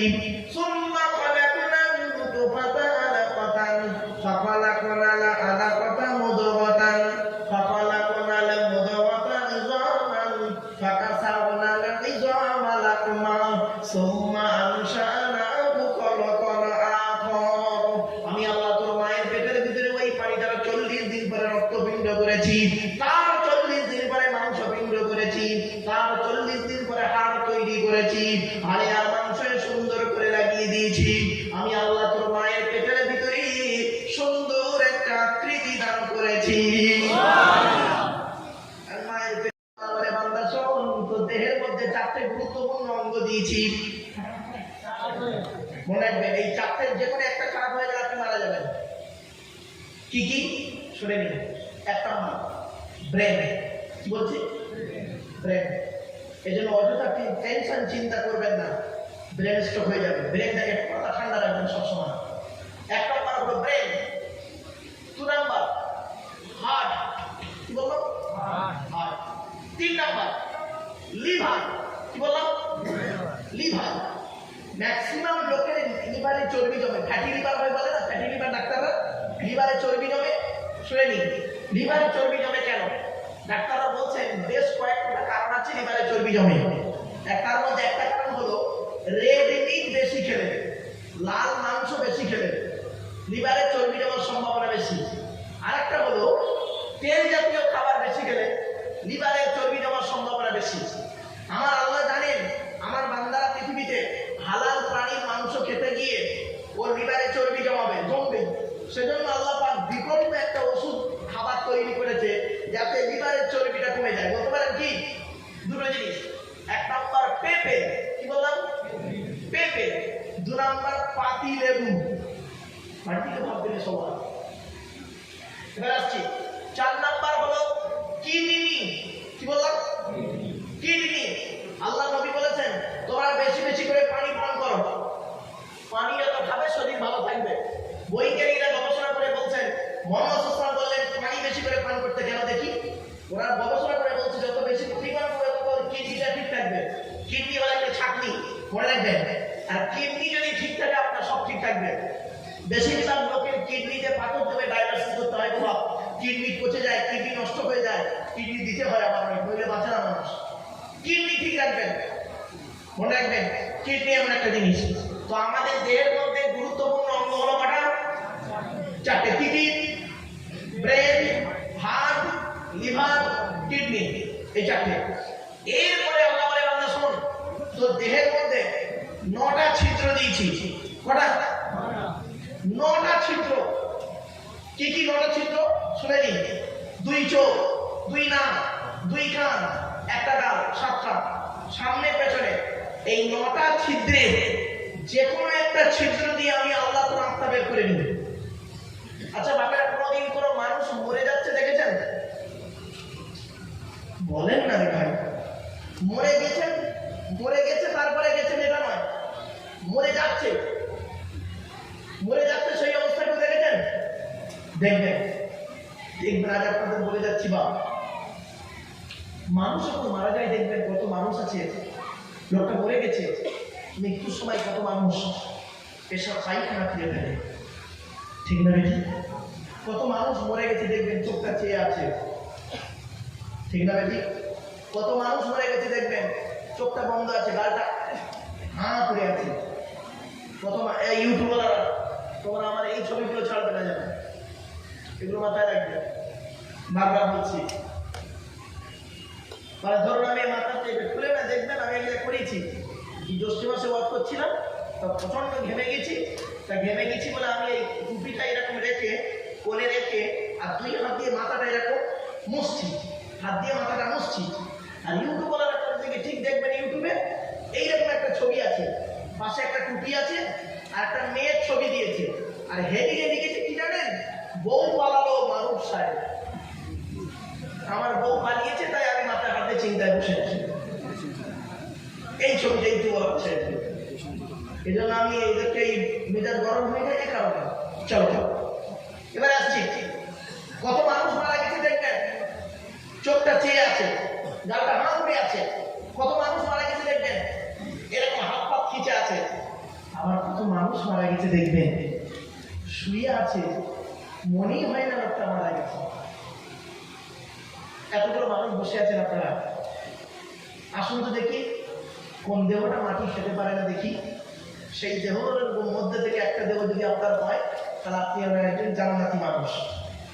কয়েক কটা দেহ মাটি খেতে পারে না। মানুষকে যখন মাটি দিয়েছি চলে আসেন আপনাদের এখানে, আচ্ছা বাপের আপনাদের গ্রামে কোনো মানুষ মারা গেলে আপনারা কি করেন? গোসল দিয়ে কাপড় পরিয়ে মাটি দিয়ে চলে আসেন জানাজা পড়িয়ে, তাই তো নাকি ভাই বলুন না? আচ্ছা 20 দিন পর, কতদিন? 20 দিন পরে কবরটা একবার খুলে দেখেছেন মাটা কেমন আছে? একবার দেখবেন, একবার দেখবেন। 20 দিন পর, বেশি না 20 দিন পর লোকটা মারা গেছে, মারা যাওয়ার 20 দিন পরে কবরটা দুটো বাঁশ তুলবেন, তুলে একটা দেখবেন মাটা কেমন আছে। শুনে নিন, মানুষকে যখন আমরা মাটি দিয়ে চলে আসি 8 থেকে 10 দিন পর এ মাথার চুলগুলো, গায়ের নখগুলো, হাতের নখগুলো খসে খসে পড়ে যায়। 12 থেকে 14 দিন পরে ব্রেনটা পচে গিয়ে নাক দিয়ে, কান দিয়ে, গাল থেকে গড়াতে থাকে। 18 থেকে 20 দিন পর, 18 থেকে 20 দিন পর পেটটা ফেটে যায়, পোকায় তৈরি হয়। 2 মাস পর সমস্ত চামড়া মাংস সব শেষ হয়ে যায়, ফ্রেমটা পড়ে থাকে। 6 মাস পর ওটাও চলে যায়। সোনাখালীর মানুষ, কোথায় গেল তোমার সুন্দর দেহ? মাটির দেহ মাটি হবে, পুড়ে হবে ছাই। এ দেহ পচা দেহ, গরব কিসের ভাই? বাড়িতে ভাবতে আছে এমন দেহ তৈরি করুন এখানে বসে, মারা যাবার পরে আপনার দেহটা পচবে না মাটিতে। এই দেহ যদি করতে পারেন তাহলে এখানে বসে যত সময় মেলে ব্যাট চলে যাবে। সে কটা দেহ শুনে নিন, কয়েকটা দেহ মাটি খেতে পারে না, টাটকা থাকে। তো সেই দেহগুলোর মধ্যে থেকে একটা দেহ কি আমার আপনার হবে না? চলুন দেখি। 1 নাম্বার হলো নবীদের দেহ মুবারক মাটি খেতে পারে না। প্রত্যেক নবীর দেহ মুবারক মাটিতে আজও টাটকা রয়েছে, ধরে বলুন। 2 নাম্বার হলো শহীদদের দেহ মুবারক, আল্লাহর রাস্তায় যারা নিজের জীবনকে জানার নাম দিয়ে শহীদ হয়ে গেছে, তাদের দেহ মাটি খেতে পারে না। 3 নাম্বার মুকাম্মাল কোরআনী হাফেজের দেহ, কি কি কি? মুকাম্মাল কোরআনী হাফেজ, ছাত্র মার্কা হাফেজ সাহেব নয়। এই হাফেজ সাহেব হয়ে মসজিদে ইমামতি করতে, পাশের বাড়ির মেয়েটার পেটে বাচ্চা নিয়ে দিল, ওই হারাম করে কথা বলিনি, ওই হাফেজ নয়। মুকাম্মাল কোরআনী হাফেজ, মুকাম্মাল কোরআনী হাফেজের দেহ মাটি খেতে পারে না। জ্বলন্ত প্রমাণ দিচ্ছি, আমাদের এই দেশটার নাম হলো ভারতবর্ষ, তাই তো? পাশের দেশটার নাম কি বলুন না রে ভাই? বাংলাদেশের একটা জেলা হলো কুমিল্লা বলে, নাম শুনেছেন? কুমিল্লা জেলা নাম শুনেছেন? কুমিল্লা জেলায় ছেলেটার বাড়ি। ছেলেটার বয়স হলো 14 বছর। কত বছর? 14 বছরের বাচ্চা ছেলে মাদ্রাসা থেকে হাফেজ হয়ে বাড়ি ফিরেছে। ভালো হাফেজ, মোকাম্মল হাফেজ হয়ে পাগড়ি নিয়ে বাড়ি ফিরেছে। 14 বছর বয়স বাচ্চাটা মাত্র। বাড়ি এসছে, পেটের রোগে বাচ্চাটা কয়েকদিনের মধ্যে মারা যায়। তো গ্রামের লোকেরা 14 বছরের হাফেজ সাহেব বাচ্চা ছেলে, তাকে ভালো করে কাপড় পরিয়ে, গোসল দিয়ে, কাপড় পরিয়ে, জানাজা পরিয়ে মাটি দেন। 8 বছর পর, বছর 8 বছর পরে ওই হাফেজ সাহেবের কবরের পাশে একটা কবর খোলা হচ্ছিল। খুলতে খুলতে হাফেজ সাহেবের কবরটা একটু ভেঙে যায়। দেখছে 8 বছর আগে যেমন শুয়ে ছিল, সেই 8 বছর পরে সেইভাবেই শুয়ে আছে। যারা কবর খুলছিল ওদের মধ্যে একজন গিয়ে মসজিদের ইমাম সাহেবকে ডেকে এনে বলছে, হুজুর আসুন, হাফেজ সাহেবের কাপড়ে পচন ধরেনি। তো ইমাম সাহেব করেছে কি, মোবাইলে 4-5 জন মওলানা মুফতি সাহেবকে ডেকেছে, ডেকে ওদের মধ্যে 2 জন আলেম হাফেজ সাহেবের কবরে এনে মুখ থেকে কাপড়টা সরিয়ে দেখছে, 8 বছর আগে যেমন টাটকা দেহ ছিল, 8 বছর পরে একই টাটকা দেহ আগে রয়েছে। এমন দেহ করতে পারবেন? দেহ করেছে, নামাজ পড়েছেন, রোজা রেখেছেন, মাটিতে চলে এসছে, পচা দেহ দেখতে পাওয়া যায়, কিছু নেই। দেহের কোনো দাম আছে? 3 নাম্বার হলো, তাহলে 1 নাম্বার নবীদের দেহ মোবারক মাটি খেতে পারে না। 2 নাম্বার হলো শহীদদের দেহ মোবারক মাটি খেতে পারে না। 3 নাম্বার খেতে পারে না। 4 নাম্বার হলো হাক্কানি আলেমের দেহ মাটি খেতে পারে না। এই ছেঁচড়া মার্কা আলেম নয়, ছেঁচড়া মার্কা আলেম নয় বাবা, চরিত্রহীন আলেম নয় বাবা, হাক্কানি আলেম। মনে পড়ছে বা বক্তব্যের শুরুতেই বলেছিলাম, মনে পড়ছে কথাগুলো? হাক ও বাপের একটু আগে আগে আসুন না, বাবার অনেক লোক হয়েছে তো বসার অসুবিধা হচ্ছে। একটু ধরো শরীফ আল্লাহুম্মা সাল্লি আলা, বাপের একটু আগে আসে, আগে আগে জায়গায় বসে।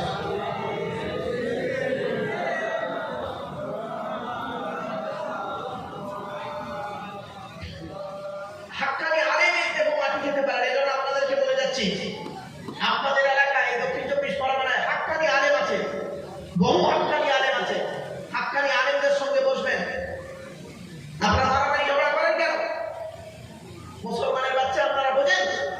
আচ্ছা বাবা বলুন তো, কবরে গেলে তো প্রশ্ন হবে তোর রবকে, তোর নবীকে, তোর দিন কি, তাই তো নাকি? হ্যাঁ নাকি আল্লাহ কবরে গিয়ে ফেরেশতা জিজ্ঞাসা করবে মা সিলসিলা তুকা, তুই কোন সিলসিলার লোক, তবলিগ না, ফুলপুরা না, বেরেলি না, ওয়াহাবি না, জামাত ইসলামী? আল্লাহ জিজ্ঞেস করবে কিয়ামতের মাঠে।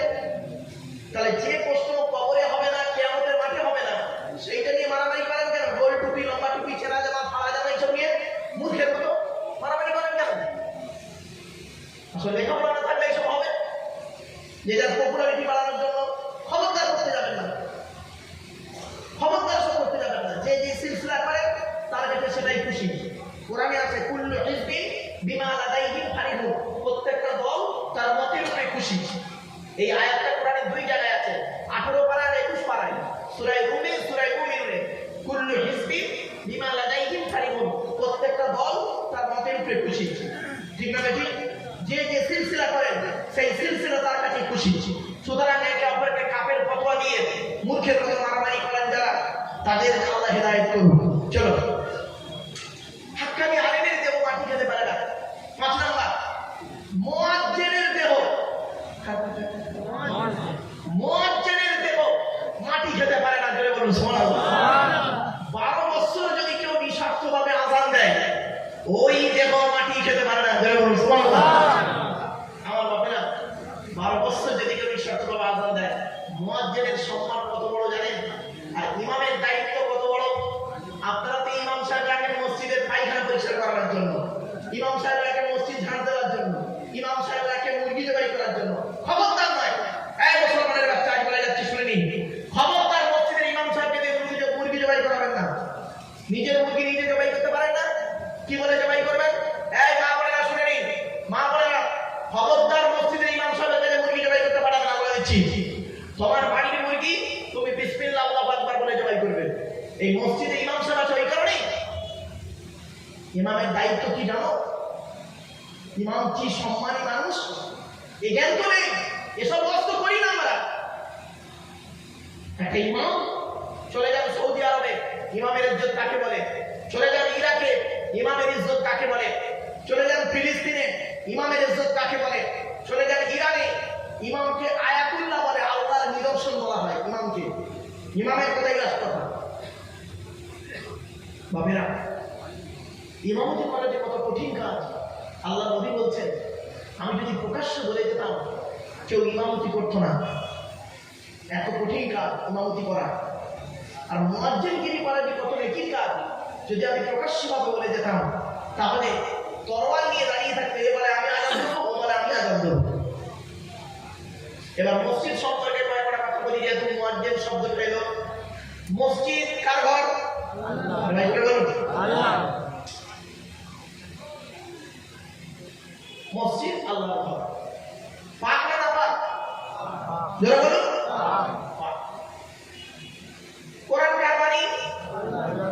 পাক না পাক? আমাদের সৃষ্টিকর্তার নাম কি? জোরে বলুন। আল্লাহ। পাক না পাক? কি দাঁড়ালো? আল্লাহ পাক, তার কথা পাক, তার ঘর পাক। এবার আল্লাহ নিজেই বলছে, আমি পাক, আমার কথা পাক, আমার ঘর পাক। তাহলে আমার ঘরের দায়িত্ব যারা নেবে, সভাপতি, সেক্রেটারি, কেশিয়ার, কমিটি, কেন না পাক হবে? এই কোরআনে লেখা আছে মসজিদ কমিটি কে হবে? বলুন, বলবো? হ্যাঁ, বলে যাই, শুনে নিন অন্তত। আল্লাহ, আমি বলিনি, আল্লাহ কোরআনে আছে। আমার তো যাকে তাকে মসজিদ কমিটি বানিয়ে দিই, খবরদার করবেন না। কালকে কমিটি থেকে চেঞ্জ করবেন। আল্লাহ কোরআন মোতাবেক মসজিদ কমিটি করবেন, তবে মসজিদ আল্লাহর দরবারে কবুল হবে। ছোট্ট একটা উদাহরণ দিচ্ছি, বলুন তো দেখি, মদ খাওয়া হালাল না হারাম? বলুন না। আজকের এই জুম্মার দিনে আপনাদের গ্রামের একদম 25 বছরের মুসলিম যুবক ছেলে, কি বললাম, 25 বছরের মুসলিম যুবক ছেলে জুম্মার দিনে পায়জামা, সাদা পাঞ্জাবি, সাদা টুপি পরে প্রচুর পরিমাণ বাংলা মদ খেয়েছে। কি মদ? ইংলিশ মদ নয়, বাংলা মদ খেয়ে উঠেছে মসজিদে জুম্মার নামাজ পড়তে। আপনারা কি করবেন? প্রথম বলুন। হ্যাঁ, বের করে দেবেন। আচ্ছা, ছেলেটি বের হতে না চাইলে মেরে বের করে দেবেন। আচ্ছা, ছেলেটার অপরাধ কি? মদ খেয়েছে। মদ হারাম খাবার, মসজিদ পবিত্র স্থান, তাই পবিত্র স্থান উঠেছে, হারাম খাবার খেয়ে তাই তাকে বের করে দিলেন। কত ভালো মানুষ আপনারা। এই মুসলমানের বাচ্চা, মদ খাওয়া যেমন হারাম, সুদ খাওয়া তেমন হারাম, বিয়ের বোন নেওয়া তেমন হারাম, জমির আইন চুরি করা তেমন হারাম, হুক মেরে কারেন্ট নেওয়া তেমন হারাম, মদ করে পিতামাতার অবাধ্য হওয়া তেমন হারাম, ভাইয়ের হক মারা তেমন হারাম, এতিমের মাল ভক্ষণ করা তেমন হারাম। মদ করে বের করে দিলে আর সুদ করে মসজিদের সেক্রেটারি বানিয়ে দিলে। ও, এইটার বেলা দেখতে পেয়ে, তার ওইটার বেলা দেখতে পাওনি। মদ করে বের করে দিল আর সুদ করে মসজিদের সেক্রেটারি বানিয়ে দিল। এজন্য শুনে নিন, আল্লাহর কোরআনে আল্লাহ নিজেই বলছেন, আমার মসজিদের দায়িত্ব যে সে নিতে পারবে না, আমি আল্লাহ জানিয়ে দিচ্ছি আমার মসজিদের দায়িত্ব কারা নেবে। ইন্নামা ইয়া'মুরু মাসাজিদাল্লাহি মান আমানা বিল্লাহি ওয়াল ইয়াউমিল আখির ওয়া আকামাস সালাতা ওয়া আতাজ যাকাত ওয়া লাম ইয়াখশা ইল্লাল্লাহ ফাআসা উলাইকা আন ইয়াকুনু মিনাল মুহতাদিন। এই আয়াতটা কোথায় আছে শুনে নিন। 10 নম্বর পারার 8 নম্বর পৃষ্ঠার 7 নম্বর লাইন, সূরা তাওবার 18 নম্বর আয়াত। এর বাংলা মানেটা শুনলেই চমকে যাবেন। আল্লাহ নিজেই বলছেন, মসজিদের দায়িত্ব কারা নেবে? যাদের মধ্যে 5টা গুণ থাকবে। 1 নম্বর হলো 100% যারা আল্লাহকে বিশ্বাস করে, 100% যারা ঈমানদার, তারাই মসজিদের দায়িত্ব নেবে। সুবহানাল্লাহ। 2 নম্বর হলো কিয়ামতকে যারা 100% বিশ্বাস করে, জোরে বলুন সুবহানাল্লাহ। 3 নম্বর আল্লাহ বলেন ওয়াকামাস সালাত, 5 ওয়াক্ত নামাজ যারা আদায় করে, তাই মসজিদ কমিটি হবে। সুবহানাল্লাহ। এই অনেক মসজিদের কমিটি আছে, নামাজ পড়ে না, ঠিক না? ঠিক। মসজিদ কমিটি নামাজ পড়ে না, রাখেন কেন কমিটি করে? দাম কাউকে। 4 নম্বর হলো ওয়াআতাজ যাকাত, যদি তার উপরে যাকাত ফরজ হয়ে আদায় করবে, ফরজ যদি আদায়, ফরজ না করে আদায় করার দরকার নাই। ও বাবা, কত মসজিদের ক্যাশিয়ার আছে দেখবেন, সব মসজিদের নয়, কত মসজিদের ক্যাশিয়ার আছে হিসাব চাইলে খালি পালাচ্ছে, হিসাব দেওয়া 30 বছর হিসাব দেয়নি, আয় ব্যয়ের কোনো হিসাব নেই মসজিদ কমিটি। শুধু তাই নয়, মসজিদের নামে জায়গা, মসজিদের নামে জমি, মসজিদের পুকুর, মসজিদের গাছপালা, মসজিদের দোকান, মসজিদের নামে দোকান আছে। মুরব্বীরা 100 বছর আগে মসজিদের নামে 5 বিঘে জমি দিয়েছে, সে জমির কোনো পাত্তাই নেই, কেউ জানে না। সেই জমি যারা চাষ করে তারাই তাদের নামে রেকর্ড করে নিয়েছে, মসজিদের জমি কিন্তু সে। আল্লাহ কোরআনে বলেছেন, আল্লাহর ঘরের জায়গা যারা খায়, কিয়ামতের মাঠে আল্লাহ তাদের জবানটাকে টেনে ছিঁড়ে নেবে। আল্লাহ পাক কোরআনে বলছেন, শুধু তাই নয়, এতিমের মাল যারা ভক্ষণ করে, এতিমের মাল ভক্ষণ করবেন না। বাবা মা মারা গেলে এতিম বলে তো নাকি, আপনারা বলেন তো নাকি বাবা, এতিমের মাল ভক্ষণ করবেন না। আল্লাহ কোরআনে বলছেন, ইন্নাল্লাযীনা ইয়াকুলুনা আমওয়ালাল ইয়াতামা যুলমান ইন্নামা ইয়াকুলুনা ফী বুতুনিহিম নারা ওয়া সায়াসলাউনা সাঈরা। 4 নম্বর পারা 17 নম্বর পৃষ্ঠা 14 নম্বর লাইন, সূরা নিসা 10 নম্বর আয়াতে আল্লাহ পাক বলছেন, নিশ্চয়ই যারা এতিমের মাল ভক্ষণ করে, তারা তাদের পেটে নরকের আগুন ঢোকাতে শুরু করে, আমি আল্লাহ তাদের জন্য সাঈর নামক জাহান্নাম নির্ধারিত করে রেখে দিয়েছি। আমার বাপেদের করজোড়ে বলে যাচ্ছি, এইগুলো থেকে সাবধান হন। 5টা ব্যক্তি কে হলো? 1 নম্বর নবীদের, 2 নম্বর শহীদদের, 3 নম্বর হলো কোরআনে হাফেজদের, তাই তো? 4 নম্বর হলো হাক্কানি আলেমের, আর 5 নম্বর ভুলে গেলেন মুয়াজ্জিন 6 নাম্বারটা হতে পারি আমরা 6 নাম্বারটা কি হালাল খানেওয়ালা মানুষের দেব হালাল খানেওয়ালা মানুষেরই দেব মাটি খেতে পারে না আচ্ছা আখিরি মোনাজাত হবে তো একটা নাকি হ্যাঁ আচ্ছা এই দোয়াটা কবুল হবে বুঝবেন কি করে শুনে না দোয়া শুনতেন বাবা আল্লাহর নবীর কাছে একজন যুবক ছেলে এসে বলছেন ইয়া রাসূলুল্লাহ ইয়া হাবিবাল্লাহ হুজুর আমরা যে দোয়া চাই দোয়া কবুল হয় বুঝবো কি করে আমরা যে দোয়া চাই দোয়া কবুল হয় বুঝবো কি করে নবীজি বললেন যুবক দোয়া কবুল হওয়ার 5টা শর্ত আছে আজকে বলে যাচ্ছে এখানে এই 5টা শর্ত যে বক্তার মধ্যে থাকবে যে পীর সাহেব মুরিদ সাহেব মুফতি সাহেবের মধ্যে থাকবে তার দোয়া আল্লাহ কবুল করবে আর এই 5টা যদি না থাকে যার মানে যত বড় পীরের বেটা হোক আর মুফতি সাহেব আর মাওলানা সাহেব বক্তা হোক ও দোয়া আল্লাহ কবুল করবে না নবীজি বললেন যুবক দোয়া কবুল হবে নারায়ে তাকবীর নারায়ে তাকবীর যারা আল্লাহ হাফেজ সাইফুল্লাহ সাহেব নারায়ে তাকবীর যাক আমার মনোযোগ শেষ হয়ে এসেছে বাবা